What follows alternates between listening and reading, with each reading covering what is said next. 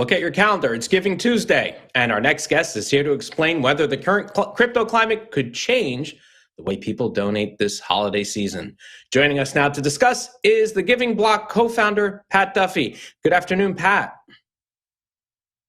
Hey, thanks so much for having me.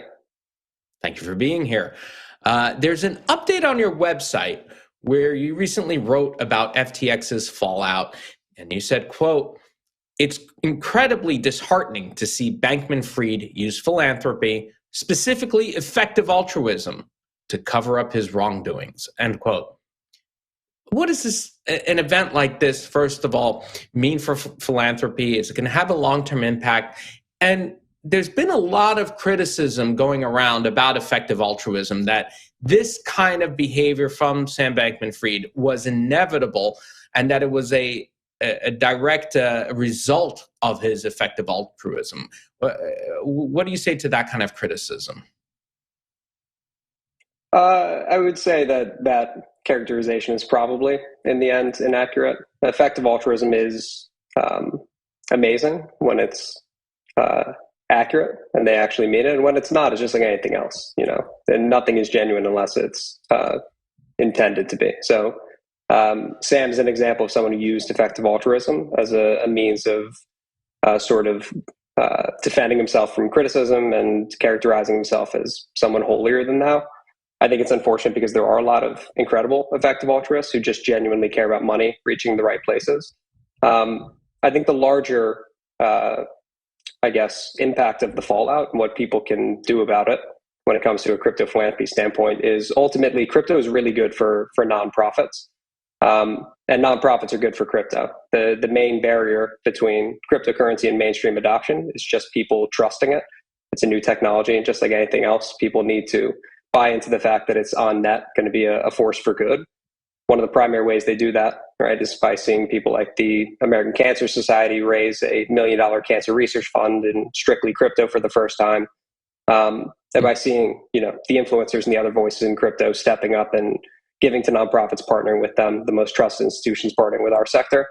And I'd say the larger impact for nonprofits and why they need crypto is they're incredibly outdated, not only in terms of their fundraising strategies, but what they do. So they're often not on Twitter. They're not doing live stream fundraising. Their sites aren't even mobile optimized.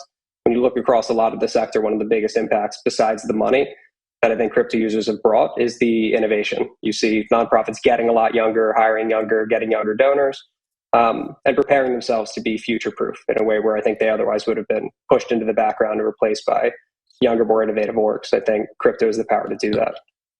So speaking of donations, of course, today, are you matching donations that are made today, Giving Tuesday? The day's almost done. So what exactly are you doing here?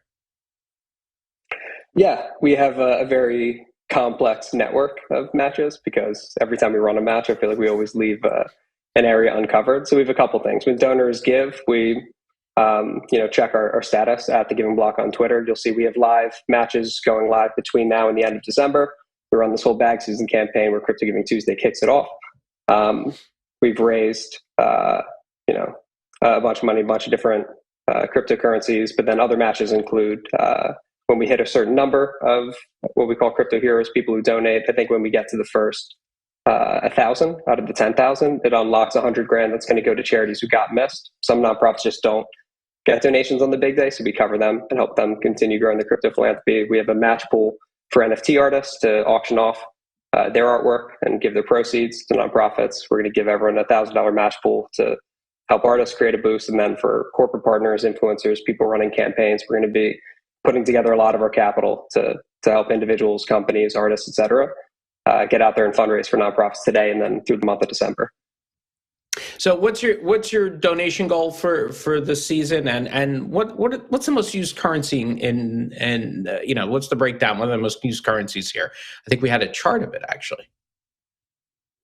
Yeah, it changes all the time, and those are like biggest individual donations by crypto.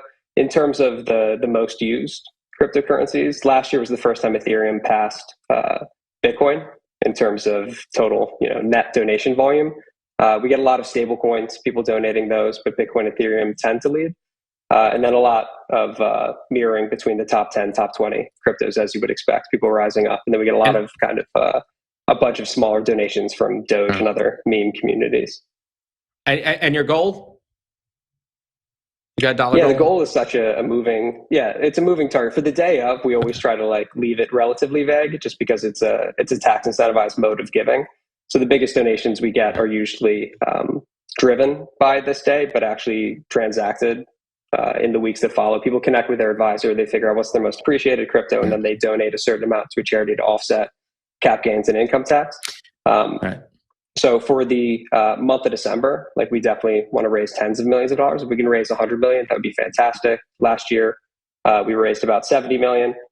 In the last 12 months, we've raised over 100, but there's a lot of market sentiment that impacts that. And it also just depends on how many of these micro campaigns actually catch fire. It usually takes a couple of people coming through making a big 7-figure plus transaction, sometimes 8-figure. And then a lot of these kind of community activations set the base play. So we'll see. We have NF Tuesday a week from now.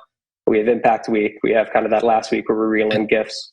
But yeah, tens of millions of dollars at the very least is what we're driving toward. Hopefully we can make that happen. Well, the crypto community likes to give away money. It gave away billions of dollars to FTX. So, this is for a good cause, and they'd also get a tax write-off here. So thank you again. That's Pat Duffy, from the Giving Block co-founder.